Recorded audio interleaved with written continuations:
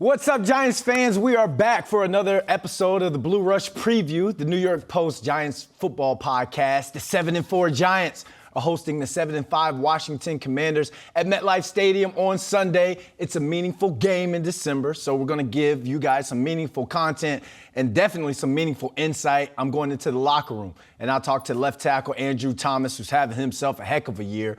For Know Your Enemy, we've got DC sports reporter Kelsey Nicole Nelson, and she's going to give us her Commanders game plan. But before we get into all that, let's bring out the squad because they're back too. He writes, you read. He's Giants beat writer Paul Schwartz, and he's here. And the man who kicked the Giants into 2 Super Bowls and got 2 of them things, 2 of them rings, and you can see both the trophies in the back. He's Lawrence Tynes.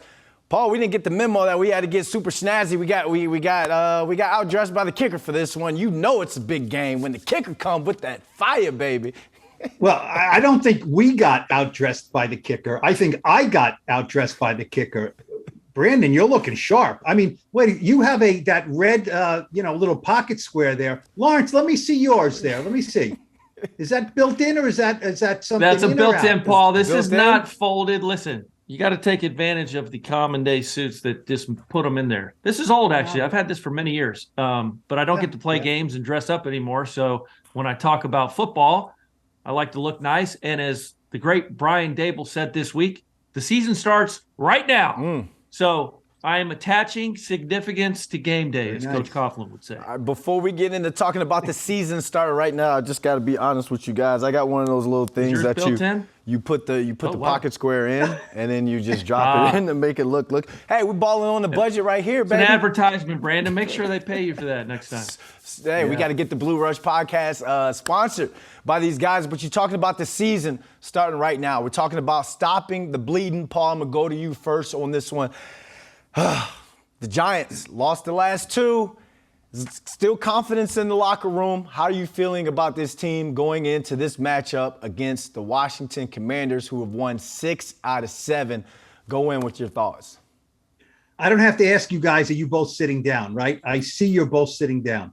I feel pretty good about the Giants right now. They are rested. They've lost 2 in a row. I get it. There are cyclical natures to the season. I get that. The Commanders are on a big roll. I get that. The Giants are getting healthy. I dig that for them. That's a good thing. And, who says that beating the Commanders at MetLife Stadium is mission impossible? I don't see it. I mean, the Commanders are playing really well, but, they got a spunky quarterback. We'll get into that, but the Giants are getting healthier. They're ready for this. I think their head coach is a first timer, but he's mature. I think they're ready to roll. I feel good about their chances on Sunday. I think it's going to be a nice early December game weather-wise, and I think they're going to play well. Times a lot of Giants fans are nervous about this one. I mean, social media is just blowing up. What are your thoughts going into this week?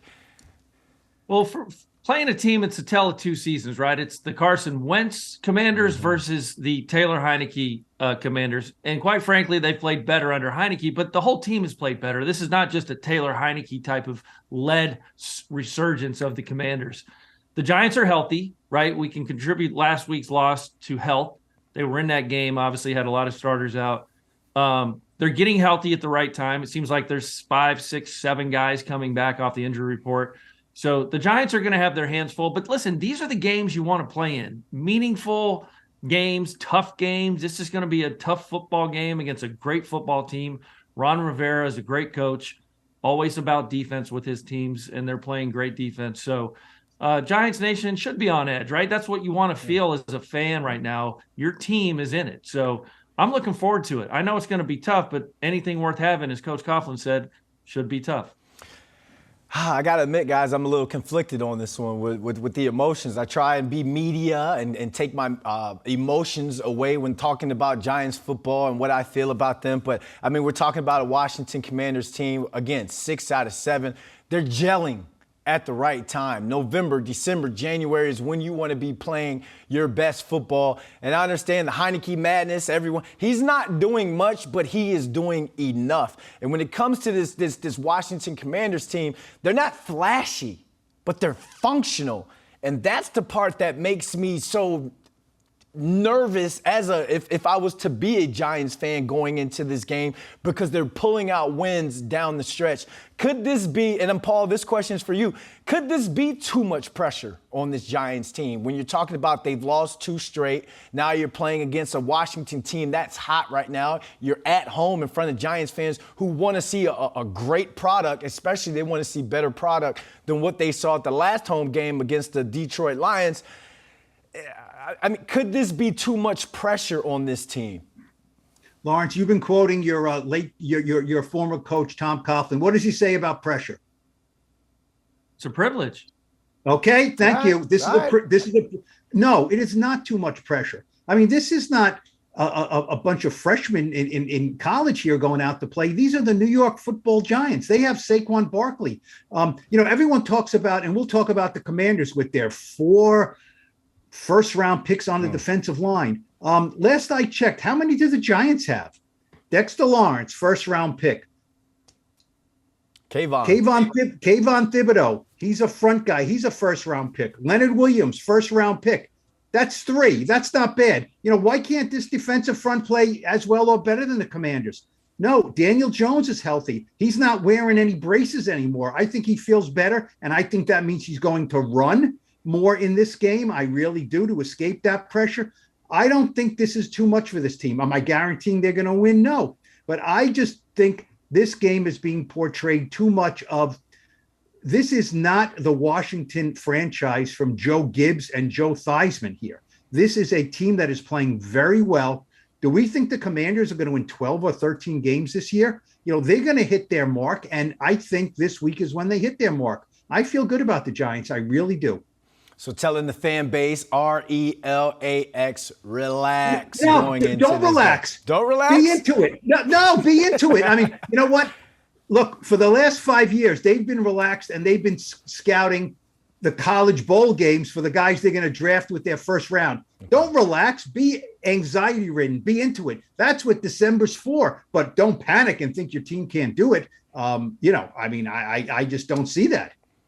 When you're talking about the 3 first-round draft picks that the Giants have in their defensive line, they also have a second-round draft pick at defensive end or edge rusher that's coming back. Yep. He's one of the big names that are going to return, Azeez Ojulari. Are we going to put too much pressure on him for his first game back? Like, what are we expecting for him? And can you talk to us about some of the big names that are also returning for this matchup before we get into talking to our special guests on the podcast this week? Look, there's a lot of guys coming back. Do I think Ojulari is going to have 3 sacks in his first game back? He's only played 2 games this year. No, he needs to get out of the game healthy. He needs to make some plays, and he needs to open things up a little bit to be a force for Kayvon, who is coming off his best game. Let's not forget that. He had pressures all over the place. In Dallas, against a pretty good a pretty good offensive line. So, Kayvon is trending up. If Ojulari is there, it only helps. Look, the offense is getting better. Evan Neal, last time I checked, when they were running the ball well, Evan Neal was playing right tackle. He's back. I expect him to hit the ground running. I talked to Daniel Bellinger in the locker room. Now, he's a little, Lawrence, you could speak to this, I'm sure. Daniel Bellinger admitted, not that he's hesitant, but he had a really good practice on Tuesday. They had a full pads practice, and he said, I got knocked around a bunch, and that helped him. He needed to get knocked around. That's an eye injury. He's got to get his head jostled. He showed me his visor. It's kind of like a pinkish little tint to it. He said they're experimenting. This is supposed to help with the glare and things. I said, do you like the way it looks? He kind of laughed, and he's not one of those guys who wants to wear one of those black visors and look like a tough guy. He's a good run blocker, and they missed his run blocking. So he's coming back. That's 2 big pieces on offense. I don't know if Ben Bredesen's going to make it, and we can talk about what that means. Hello, Nick Gates at left guard, possibly. But Lawrence, don't you think it just injects confidence into a locker room when you see reinforcements coming back? This is a big thing. It's a huge thing. And him coming back, I think the one misconception about Bellinger was that he was a great run blocker. I mean, it's one thing people didn't put next to his name because obviously he's made some catches. Azeez Ojulari coming back, I don't think you can underestimate that. This guy was supposed to have a breakout season after an 8-sack rookie campaign. So I'm excited to see Azeez coming back. You know, I made the comparison last night versus him and Chase Young just in a random tweet I sent out. But guys, he has 9 sacks. Chase Young has 9 sacks in about the same amount of games. They've both kind of been injured. So I'm really looking forward to it. If Washington can look forward to Chase Young coming back, the Giants fans can certainly look forward to Azeez coming back and being healthy and, you know, being a tandem pass rusher with Kayvon Thibodeau, because they're going to need it. You know, the Giants have played 2 of the best offensive lines in terms of sacks this year. The Cowboys twice, the Lions once. So they've played against good offensive lines. And after seeing what Kayvon was able to do against that offensive line, certainly, you know, he didn't get home as much as you'd like him to, but I'm excited to see them. They're going to be rested. They're excited.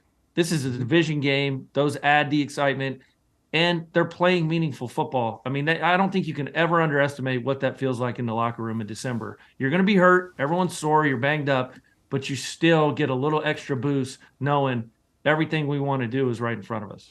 All these healthy Giants coming back. It's like that episode of Game of Thrones where Jon Snow was standing there and they had that whole rush coming at him. And I'm like, man, Jon Snow's about to die again. Then all of a sudden, here came the cavalry. You know, they came out. No, I forget what episode. Well, I think Battle of the Bastards. I can't remember. Too many of them. It was a great episode. Well, I had a chance to speak to a guy who's having himself a great season, arguably the best Giants player this season. I went into the locker room, spoke with left tackle Andrew Thomas. This week for the Blue Rush preview, we've got some in-locker room access. I'm here with offensive tackle Andrew Thomas. Andrew, I mean, you guys, 10-day break, or 10 days in between 2 games, playing against the Washington team. Has won 6 out of 7. Their second straight 3-game win streak. Mindset, or I know it's cliche, but what's the mindset around this team right now? No, we're excited. Divisional opponent, both, you know, have winning records. We're excited for it. They have a dominant front. You know, first-round draft picks all over the D-line, so we're excited for it. We know they're going to come in. They're on the hot streak, and we're looking to bounce back. So we're looking forward to it. Let's talk about that defensive front. Like you said, 4 first-rounders on that defensive line. Mm-hmm. Take us into the meeting room when you guys are talking. Take us into the terminology, the schemes that you guys use. What's it going to take to be effective against that defensive front? Yeah, they're a penetrating defensive front, especially on the interior. They're trying to get the gaps as fast as they can, but some of their D tackles play a little bit different, just the way they play, you know, down blocks and stuff like that. So we just have to key in on that, and then on the edge, you know, they got length, they're athletic, they're powerful, they try to set the edge. And we've got to do a good job of getting movement and holding up in the passing game. We just came off playing a team that has a pretty strong defensive front themselves, with the Dallas Cowboys. What makes the Washington Commanders' defensive front different than the Cowboys? Yeah, it's different. The Cowboys, they do a lot more like scheme pressures and different 5-man games and stuff like that to free up their rushers. I think Washington, their interior defensive line is really good, as well as the outside guys. So it's not really a weak link. You just got to be prepared for all of it. And they play physical, so we have to be ready for that as well. When you're playing against a physical team like that, I mean, it's out that the way to stop the Giants' offense, people are saying to stop 26, load the box against 26 to kind of neutralize what you guys do so well. Going into this game, how do you get 26 going? It just starts with execution, making sure we're getting a hat on the hat. We understand the mic points, who we're going to, and just open up holes. At the end of the day, run game is just being the man across from you, and that's as simple as it is. It's not easy to do, so we're just working every day to you know, make sure our technique is right and allow 2-6 to make some plays. You're having yourself a career year. I mean, each week you're seeing the best graded offensive tackle, PFF, or wherever it is. It's you. It's your name that continues to come up. I mean, what are you saying to yourself? I mean, like, we're in the back half of the season. Yeah. You're telling yourself, turn it up, just keep doing what you're doing. Like, what conversations are you having yourself in terms of getting to greatness? Yeah, never complacent, coming off a tough game, you know, last week, Thursday night. So I'm just working to get better every day, always looking to improve my game, regardless of technique and physicality, like just trying to get better each and every week, because at my position I'm playing against the best every week. So I can never get complacent regardless of what the media is saying. I got to continue to work, continue to try to get better. All right. Andrew Thomas, good luck on Sunday. Thank you. I appreciate that, AT. He's not a man of many words, but a man of great insight. I thank him for talking about that insight, especially when we're talking about the Washington Commanders' defensive line. Let's get straight into our key matchups, and we're going to start with this one. I'm going to you, Tynes, on it. The Washington defensive line versus the New York Giants offensive line is the battle. Since we're in Game of Thrones today, it's going to be the battle of the day on Sunday. Let's go right into your thoughts on who needs to play well, who needs to be stopped, and how can the Giants get the run game going against this Commanders D-line? Yeah, well, the law firm of Allen, Payne, Sweat, and Young is coming into MetLife Stadium. These guys, these 4 first-rounders, Payne in the middle is a pain in the you-know-what. I mean, these guys are great football players, but it's not guys that the Giants haven't seen. They've played against these guys. They've been there for 4 or 5 years. Some of them, obviously, Chase Young has not played in the last year, but he's coming back. People are familiar with him. So, listen, the interior of this offensive line is going to have to play their best game because those are the disruptive forces, Payne and Allen. Those 2 interior guys, they get a ton of pressure, tackles for loss. They just can mess up a football game for you. So the Giants are going to have to be really strong up the middle. Let Evan Neal handle the right side. Let Andrew Thomas take care of Sweat or Young or whoever's over there. They don't blitz a lot. So it's really man versus man. Who's the toughest? Who's got the best technique? And who's running the best plays? And the Giants are going to have to – if those 2 guys wreck the game, the Giants will lose. If Payne and Allen get a couple sacks and TFLs, the Giants will lose. Paul, your thoughts? Payne and Allen have combined for 76 pressures and 13 sacks. It's crazy. So, and it's crazy, right? Look, it's always interesting. Where does a team spend its money, right? Where does it invest? This team invested in the defensive line. It's paid off with good defense. It hasn't paid off with a lot of playoff appearances and things like that. But what have we always said about this Giants offensive line? There's a vulnerability on the interior. And this week, it looks like Feliciano will be back at center. Glowinski will be at right guard. And it looks like Nick Gates is going to be at left guard. I don't think Brederson is going to be available. Josh Izudu was not going to be available.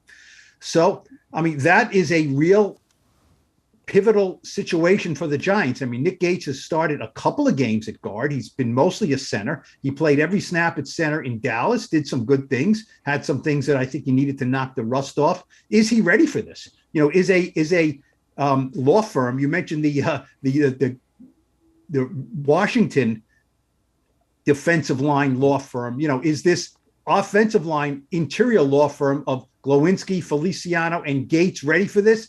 It's going to be a big challenge. And, having Gates in there for every snap at guard, he just won the Ed Block Courage Award, right? And we know when he came back with that shattered leg, but this is a lot to ask. And I don't think they would ask it unless they were desperate. And the Giants seem desperate in the interior here.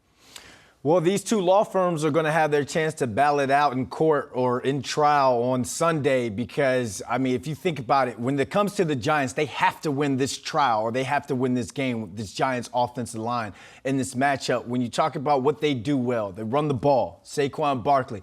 And the Giants' 4 losses, on 3 or 4 of those losses, under 100 yards rushing total for the team when it in those 3 losses. The one where they did week 3 against the Cowboys that ran for $167, but still caught that L. So it's going to be the matchup I think that people are watching, whether it's the TV pundits or whomever.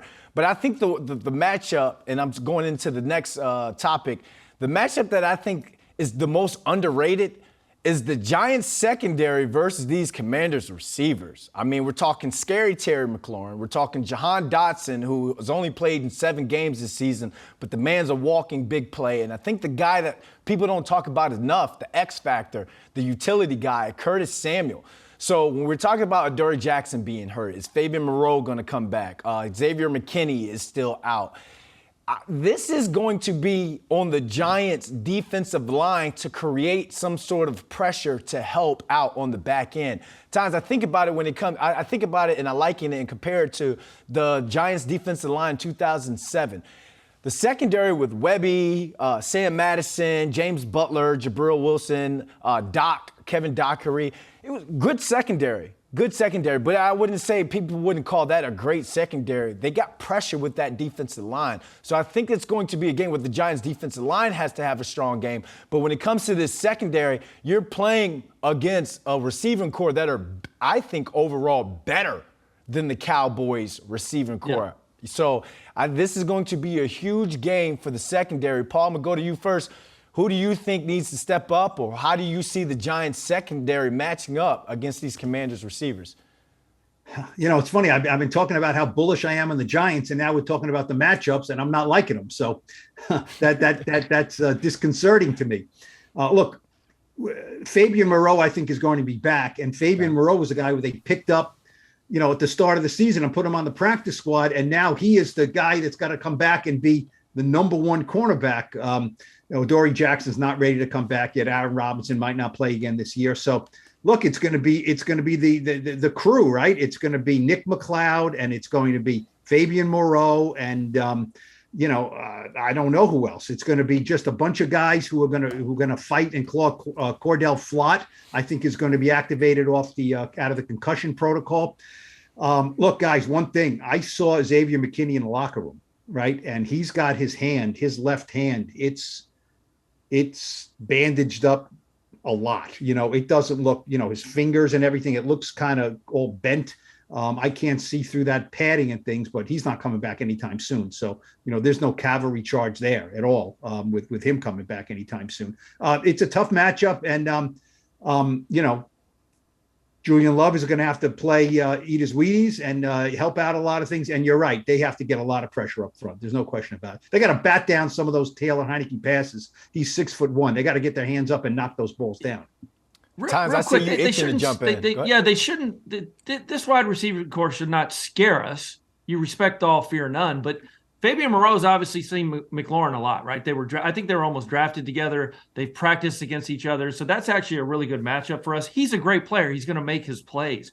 But at the end of the day, the Commanders are only throwing it for 180 yards a game, guys, since Heineke's come in. What they've done best is run the football. They're running it for almost 150 yards since Heineke's taken over. They're +5 in scoring since Heineke's taken over. They're -5 in points given up. And they're +5 in turnovers. They've gotten 11 turnovers since Heineke's taken over. So this whole team has played better. Taylor Heineke's a cool story. I think he's a good player. I think he's fun. But I wouldn't say that he's someone that can just come in and dominate you. The Giants just need to get after the quarterback. Like, if the Giants can get after the quarterback, it makes everyone else play better, the secondary and everything else. It's going to be up to the D-line. This game is going to be won in the trenches, guys, on both sides of the football. I think our O-line is better than their O-line, and quite frankly, I think their D-line is better than our D-line, but who's going to play better? That's what it's going to come down to. This game will be won in the trenches on both sides of the ball. I don't think there's going to be big explosive plays in either phase, running or passing. I just think it's a typical NFC East matchup, low-scoring type of game, and the most physical team. And whoever can get after the quarterback, and obviously turnovers, we know when the Giants turn the ball over, they lose. That's who's going to win the game. So just a classic NFC East matchup. Giants are going to have to get after Heineke. This Commanders offense, I read this stat, and it blew my mind because the Commanders lead the NFC in 25-yard-plus receptions with 22 on the year. So they can make the big play. And again, Scary Terry has been with all types of quarterbacks. He's one of those guys. He's a walking 1,000-yard receiver. But I just think that Jahan Dotson is going to be the X factor, a guy that matchup. Whoever matches up against him is somebody we have to keep an eye on. Because remember, he had a lot of his success earlier in the year with Carson Wentz. And then he got hurt. So now he's coming back, getting acclimated to the offense, but he's also getting acclimated to Taylor Heineke. And let's go into Heineke because I think this dude's overhyped. You know, I respect him. I respect the story. Old Dominion University, shout out to Virginia. But if you think about it, Carson Wentz, they've both played in 6 games. Carson Wentz still leads the team in passing yards. Carson Wentz, the one thing that Heineke doesn't do, he doesn't get sacks. Carson Wentz was sacked 23 times compared to Heineke's 9. But Carson Wentz threw 10 touchdowns to 6 interceptions. Heineke only has 7 to 5. I think the biggest thing is attempts. Carson Wentz threw 232 times. Heineke's throwing 171. And that's because they are running the ball. They are doing a great job running the ball, controlling the clock. Again, they lead the NFC in time of possession as well. So while we get on, I think we get on Zach Wilson and we get on some of these quarterbacks, Taylor Heineke's numbers are still pretty much the same. I just don't want to see none of that madness at MetLife. No Taylor Heineke madness at MetLife. When we talked about the way that the secondary played, times we talked about it on the after show, I think the Giants secondary played the Cowboys receivers pretty tough. They did a pretty good job. I think the difference in this and the Giants defensive line was getting pressure on Dak. The biggest thing is that Dak can throw the ball under pressure. Heineke is not one of those guys who's going to deliver that ball under pressure, under duress. So do you see Heineke madness going down at MetLife on Sunday times?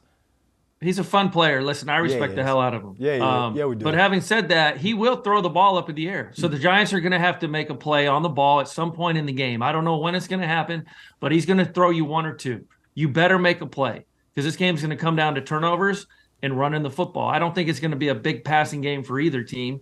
The team that runs the ball the best is going to win this football game. And that's the thing that Washington has done well since he's came in. They were running for about 90 yards per game, 95 yards a game with Wentz at quarterback. They're at about 150 a game with Heineke. That's a big change in kind of scheme, right? So when any team can run the football, it makes the quarterback play better. So that's why Heineke has done well. The players love him. But this whole Washington football team, guys, is playing good football from week 6 on. So I know everyone likes to say it's Heineke, and Carson Wentz stinks. It's not. That's not the case. It's just the whole team has played better in every phase. And, oh, by the way, just throw this little nugget in it. Joey Sly, NFC Special Teams Player of the Month this month. So got a great kicker, too, a great punter. Let's not forget about the special teams, guys. Paul, final thoughts on Heineke madness, and then we're going to go into Mike Kafka because we've got thoughts on Kafka versus Del Rio. Final thoughts on Heineke. Well, the one thing, Lawrence, when you mentioned special teams, I always remember when Tom Coughlin would get up there and he would give us the rundown of every 40 of the 50 guys on the roster, basically. And he'd say, and of course, the left-footed punter, Tress Way, who's still the left-footed punter for Washington, Tress Way. Still really good. He's really good. He's really good. And Joey Sly was with the Giants, for a short time, actually. And they liked him. He had a big leg. Look, a team needs a quarterback they can believe in. They believe in Taylor Heineke. That's all there is to it. His quarterback rating was 82.7. That's what his rating is as, this year. 5-1 as a starter, I guess. So he's doing good things. He's not a superstar. The team believes in him, and that is the first order of business. Did they believe in Carson Wentz? I don't know. They were 1-4, right, at the start of the season. So they believe in him. He's a field general. He's a feisty guy. He runs a little bit, not a lot. But like I said, in an early drill in practice on Wednesday, they were throwing up soccer balls, okay? Maybe it was the World Cup fever, and the defensive linemen had to get their hands up, and as someone was pushing them back, they had to knock down a soccer ball.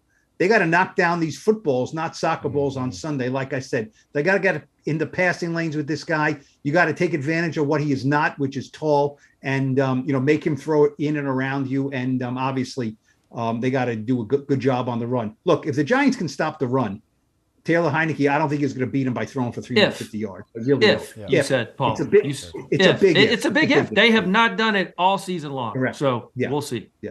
And in the spirit of the World Cup, knocking down a soccer ball is considered a handball, but great drill for football. All right, here goes the final key matchup, Mike Kafka versus Jack Del Rio.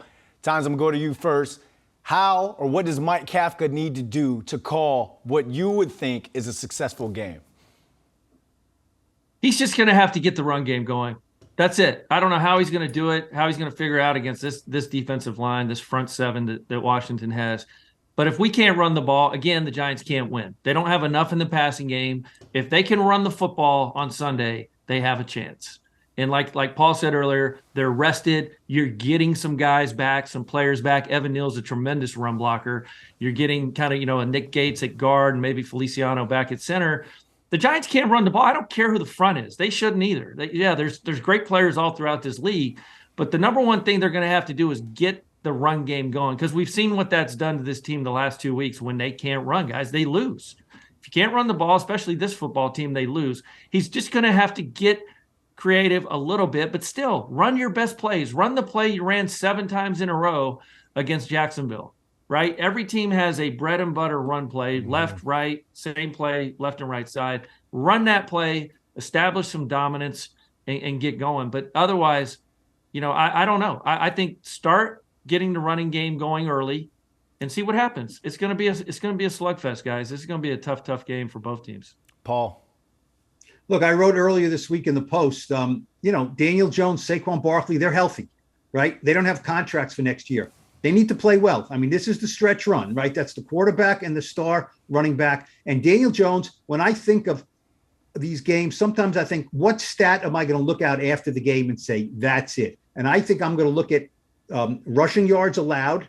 That's a big thing for the Giants. And Daniel Jones, rushing yards. It's a big thing. He's got to run the ball. That is a part of this attack. He has not done it much lately.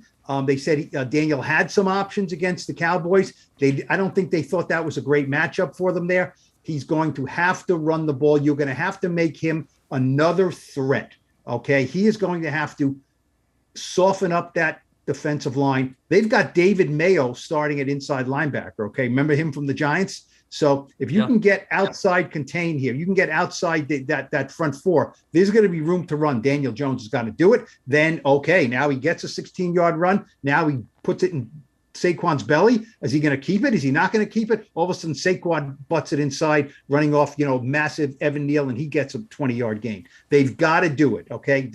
This is the stretch run. There's no saving anybody. Daniel has got to use his legs. I think he can do it. He's healthier than he ever has been. He's rested. Run pass option, Daniel Jones. That's the way to go here. I love that you said that, because Marcus Mariota went, 6 for 49 for the Falcons against the Commanders last game. He was gashing him early, but they made adjustments.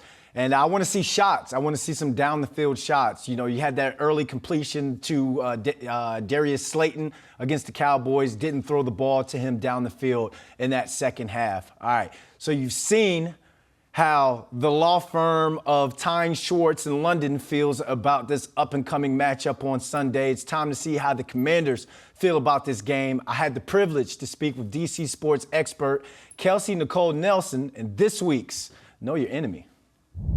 I bet you didn't know the Commanders have won 6 out of 7 and on their second 3-game win streak heading into MetLife Stadium on Sunday. Giants fans, you got to know your enemy, so we're bringing in DC sports expert Kelsey Nicole Nelson to break down this key divisional matchup that's got some huge playoff implications. Kelsey, let's get straight into it, because 4 first-rounders on the D-line. This game is going to be won or lost in the trenches. So what makes the Commanders' D-line and defensive front so tough?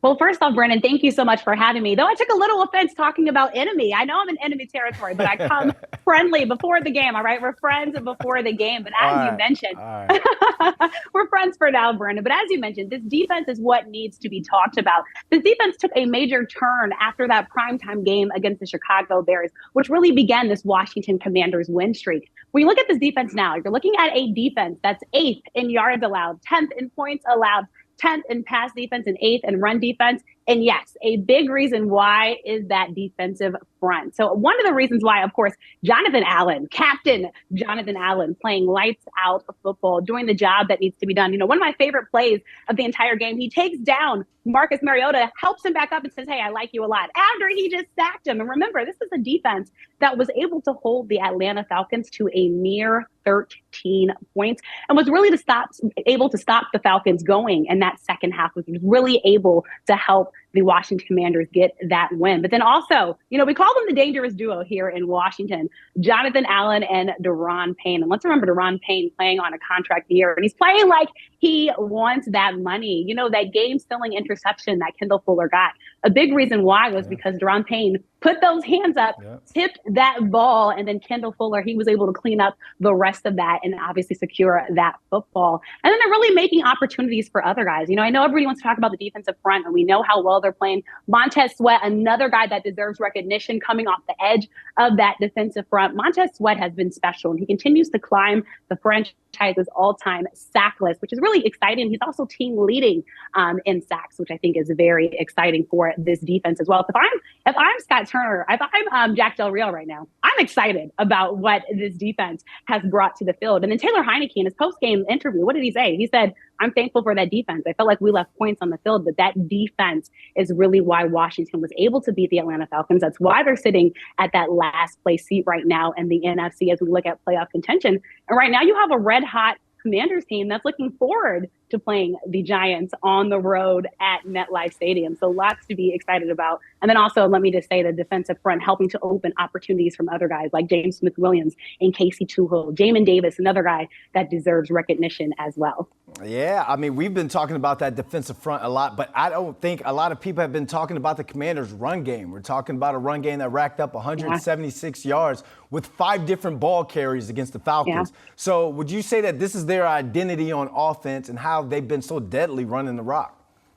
Yeah, so Washington right now averaging 160.3 yards, folks, on the ground. And this win streak, running the football, has helped Washington. That's 5th most in the NFL. You know, Philadelphia is getting all the credit, but hey, give us some credit down here in Washington, D.C. as well. And there's a reason, folks, why Brian Robinson Jr. wore that big hat after the game. He earned it, over 100 yards in that game. You think about Brian Robinson's journey back to the football field after getting shot twice right here in Washington, D.C. A huge game for him. And, you know, we said Brian Robinson played grown man football. That receiving touchdown, he fought for it. And obviously, Pro Football Focus also giving him credit as one of the league's best running back, and he's continued to improve. Antonio Gibson also helping to deliver in that Washington run game, and Jonathan Williams as well. And, you know, Washington plays great football when they're able to be dynamic on the offense. So when you are able to take some stuff off of Taylor Heineke's back and run the football, it's going to help as a whole, because then you can do different things, and defenses don't know how to prepare for you. So that Washington run game is something to be very proud of in Washington, and I do think that's going to be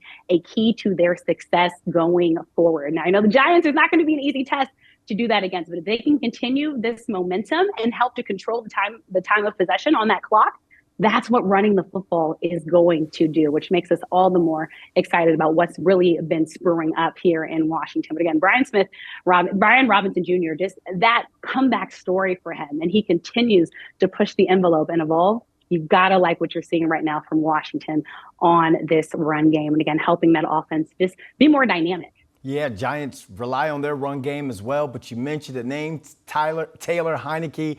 The Giants can't afford Heineke madness at MetLife this Sunday. So his numbers, they aren't Pro Bowl worthy, but he's 5-1 as a starter. What is Taylor Heineke? I keep saying Tyler. What is Taylor Heineke doing or even not doing to keep winning games?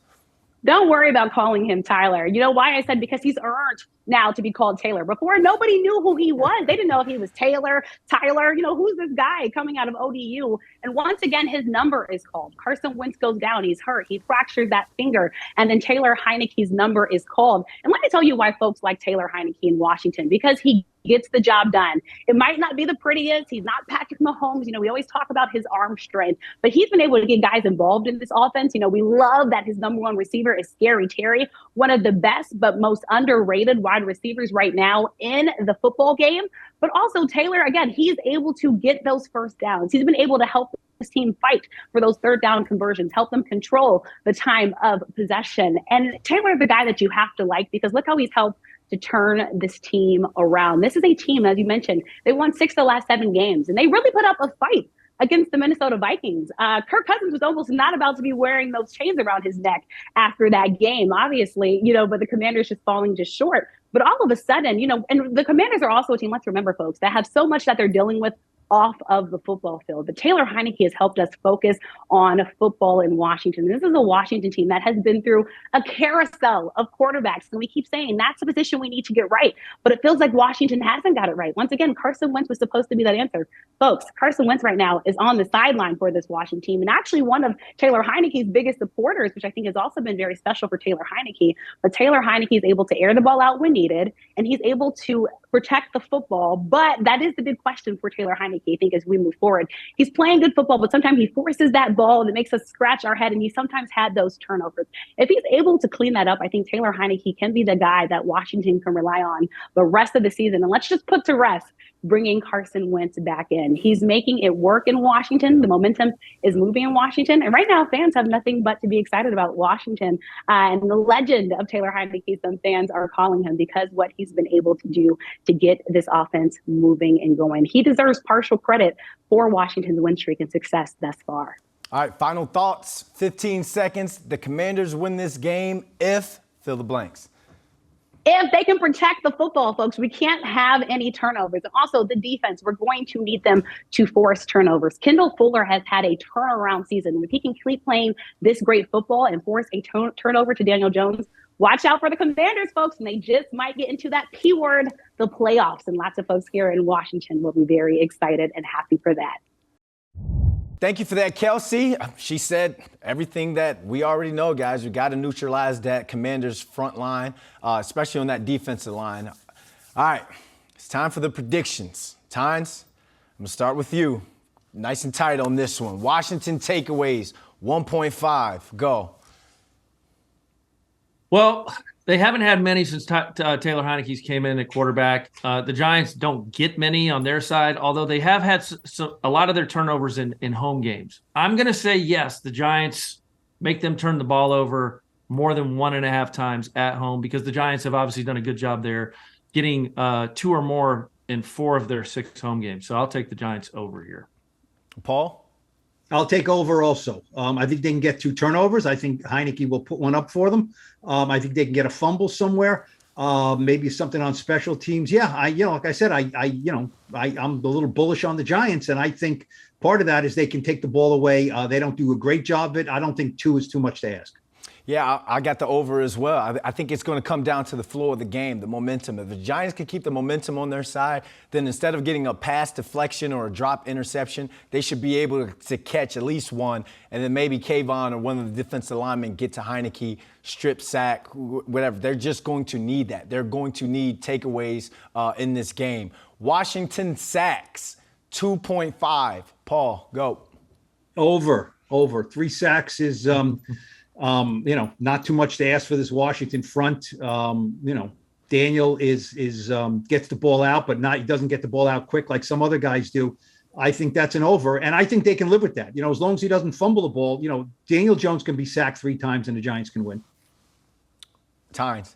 Yeah, he can. And the Giants have given up a ton of sacks, as we know. Top 10 in the NFL in sacks, given up 33. Not so fast this week, Paul. The Giants are going to block them up. I think they only get 1. So I'm going to go under and trust Kafka's play calling and, Daniel getting the ball out quickly. You want the quick game. I'm going to have to go over on this one, and it's not a bad thing like Paul says. Daniel Jones doesn't really turn the ball over that much. He's not going to throw just because he has pressure in his face. I see him eating that, taking the sack, and ending that drive with some sort of kick, whether it be field goal or punt. All right, Washington rushing yards. They average around 121 a game. They've been running the ball a lot as of late. Tynes, will start with you. Over, under. Mind-blowing stat of the week in my studies. The Giants give up 168 yards a game rushing at home. Ugh. Wow, that stinks. Of course, Washington's going to rush for over 121 yards. Paul. Boy, the stat I had, Lawrence, was that they give up 139 a game. But your stat is better because this is a home game, right? This is a home game. 168 yards a game. Yeah, that's pathetic. I mean, it's pathetic. I'll say over too. 121, I'll say over. And look, the Giants can win if they give up 125 rushing yards. It depends on what's the average. You know what I mean? Let's get the average under 4, and the Giants have a better chance. They, have to have them run the ball there. But that's not a lot of yards, and the Giants aren't very good at it. Yeah, I'm going to go over as well. I mean, that's just the Commanders' bread and butter. If they're going to try and control the tempo of the game, they're going to try to run the ball and keep Heineke out of third down situations because they're only completing around 37% of their third down conversions. It's just they don't want to get behind the chains, run the ball. Giants are bend but don't break defense. All right, let's flip over to the Giants side of things. Giants takeaways. Can they take the ball from Tyler Heineke? 1.5. Tynes. Turnovers or sacks? We're on sacks. Sacks or no? Giants sacks. Giants sacks 1.5. My bad. Giants sacks 1.5. I got your back. Appreciate that. So Taylor Heineke's only been sacked 6 times. Last 2 games, none. But I feel something building here with Azeez coming back and the way Kayvon played last week against an outstanding Cowboys offensive line. I say over here. They're going to have to, inside, outside, get after the quarterback. I'm going to say the Giants have more than 1.5 sacks. Paul? 2 sacks for the Giants? Absolutely. I mean, they go in it. Yes. I mean, if they have any chance to win, absolutely. They're getting healthier. Look, Kayvon is getting close, right? We've been talking about we're tired of this getting close. He's got to, hit the home run, things like that. He was really close against the Cowboys.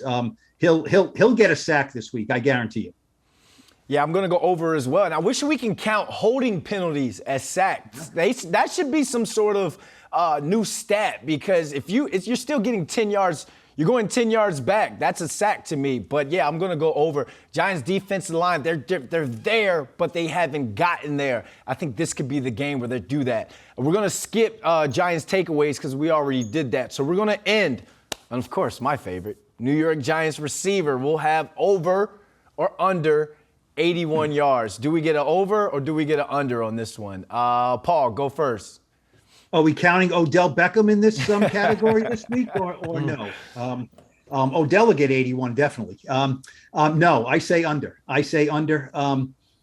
Show me, right? Show me. Who gets 81 yards for the Giants as a receiver right now? So, look, they spread it around. Bellinger coming back. He'll take some of those yards away from the receivers, and that's a good thing. That's a really good thing. They're not volume receivers, so I'll say under. Tynes. I'll go over here. I mean, the way Slayton has kind of been projecting as the seasons went on, he's getting better and better. I think some more deep shots here. I think people need to understand this, though. Washington is top 10 in pass, run, and scoring. This is a fantastic defense overall, not just this D-line that we've all been, salivating over this whole show. My God, let's move on. Anyway, yes, I say Slayton is my guy. I'm even going to name him. Slayton's going to go over 81 yards. I'm going to go over because on this Darius Slayton redemption tour, he's been balling this year. He's been the big play guy, but let's take it back to last year where he dropped that would-have-been game winner against the Commanders at the Commanders. Here's a guy who, I mean, he went through the ringer when it came to Giants fans, and we thought he was going to get cut. We thought he was going to be on the bubble, but now he is the go-to guy for this Giants pass game on this offense. I see at least 2 explosive plays from him, and he wants the ball. I talked to him Tuesday. He wants the ball. He wants those deep shots. Let's see if Kendall Fuller follows him. But that speed, you got to put that speed on tape. All right, those are our predictions. Now it's time to get into our final thoughts for the extra point. Paul, I'm going to go with you, and Tynes, you finish us off. Final thoughts, Paul, going into this game on Sunday. I've been talking a lot about Daniel Jones. Daniel Jones has more wins against Washington than any other team. He usually plays well against this franchise. Maybe it's the colors. Maybe it's the uniforms. I don't know what it is. I expect him to play well. I think the Giants will win. And let's not forget, we've all been at that stadium in December, right? When the Giants are 4-7 or worse instead of 7-4. And there's a lot of fans of the other team in there, and it's a bad atmosphere, and it just doesn't look good. And the parking lot's half full at kickoff. That's not going to be the case this week. The weather's supposed to be fine. There'll be a lot more Giant fans there. They're not going to be giving their tickets away. So time for December home field advantage to finally come out. Tynes. Kick us through. Oh, no prediction here. No score. Did you pick a team or just final thoughts? Or are you just trying to get off easy? Okay, Giants will win. I think the Giants will win, and I will give a prediction of it's a sloppy game like the Giants always are as far as 24-20. How about that? Giants win 24-20. Yeah, I like that. Listen, as we've talked about meaningful football in December at MetLife Stadium. The Giants haven't had that one time in the last decade. So this is important for a lot of reasons. Washington is a fantastic football team. We know Ron Rivera is a defensive-minded guy, but this team is good, guys. They've played the toughest schedule in the NFC to date. They're 7-5. Having said that, the Giants are healthy. I think they get some reinforcements back. The Giants were a cute story when they were 6-1, building up everyone. The Giants are a good football team when healthy. They just haven't been healthy. So I think the Giants win this game. They get some momentum going as they get into the tough part of this schedule. I'm going to take a little bit lower than Paul here. I'm going to go like 2017.